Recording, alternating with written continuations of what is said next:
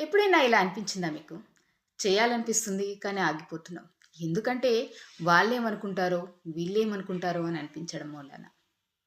ఇదే మనలో చాలా మందికి అజ్ఞాతంగా ఉన్నటువంటి బంధనం. అంటే తెలియకుండా ఉన్నటువంటి ఒక బంధనం అన్నమాట. కట్టిపడేసేటువంటి అది.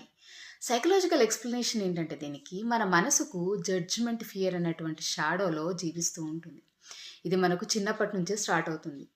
వాళ్ళు చూసేస్తారు జాగ్రత్త, వాళ్ళు నవ్వుతారు అని చెప్పినటువంటి ప్రతి మాట మనలో ఒక సెల్ఫ్ డౌట్‌గా మనలో ఒక విత్తనం మొలకెత్తుతూ ఉంటుంది. అదే ఇప్పుడు పెద్దయ్యాక మన డెసిషన్స్ మీద కూడా మనకే నమ్మకం లేకుండా చేస్తుంది. మన లైఫ్ మనదే.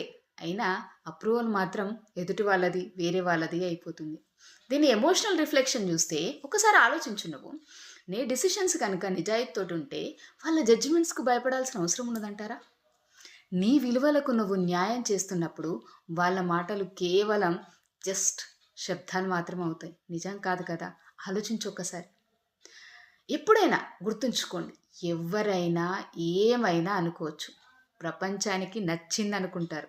బట్ చివరికి నీ డెసిషన్స్, నీ ధైర్యం, నీ మార్గం అవే నీకు చెందేటి. అంతే అంటారు కదా! వాళ్ళేమనుకుంటారో అని అక్కడే ఆగిపోతే నీ ఆలోచనలు ఎప్పటికైనా బంధించబడతాయి. So, break that fear of judgement and start living for your truth. Thank you.